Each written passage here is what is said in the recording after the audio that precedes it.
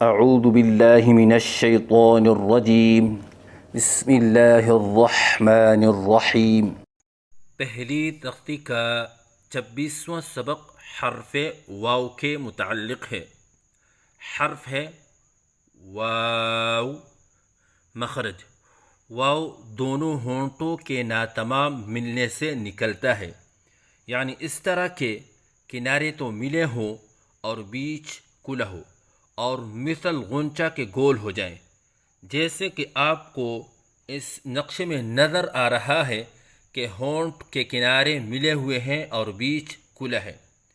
پڑھنے کا طریقہ: واو کی ادائیگی کے وقت ہونٹوں کے کناروں کو ملائیں اور بیچ مثل غنچہ کے گول کریں، یعنی اس طرح ادائیگی کریں کہ شروع میں ہونٹ گول کریں اور اس کے بعد پھر منہ کھولیں، کیونکہ لفظ واو 3 حرفوں سے مرکب ہے: واو، الف اور واو، اور الف کی ادائیگی منہ کے کھولنے سے ہوتی ہے، اور آخر میں پھر دوبارہ ہونٹ گول کریں اور 3 الف کے برابر لمبا کر کے پڑھیں، جیسے واو۔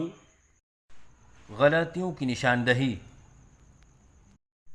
بعض بچے واو کی ادائیگی کے وقت منہ بند رکھتے ہیں، یہ غلط ہے، جیسے واو، کیونکہ الف کی ادائیگی منہ کے کھولنے سے ہوتی ہے، جیسے واو۔ بعض بچے واو کی ادائیگی کے وقت آواز میں لہراؤ سا پیدا کرتے ہیں، یہ غلط ہے، جیسے واو۔ بعض بچے واو کی ادائیگی کے وقت ہونٹ گول نہیں کرتے، یہ غلط ہے، جیسے واو۔ بعض بچے واو کی ادائیگی کے وقت اوپر دانتوں کے کناروں کو نیچے ہونٹ کے پیٹ پر لگاتے ہیں، یہ غلط ہے، جیسے واو۔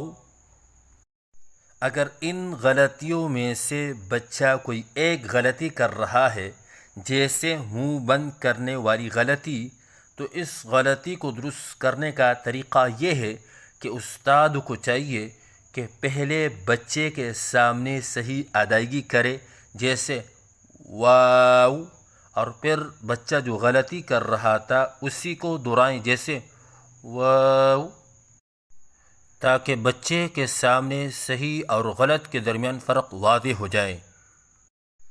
تو صحیح ادائیگی ہے واو۔ غلطیوں کی نشاندہی: منہ بند کر کے پڑھنا، جیسے واو، یہ غلط ہے۔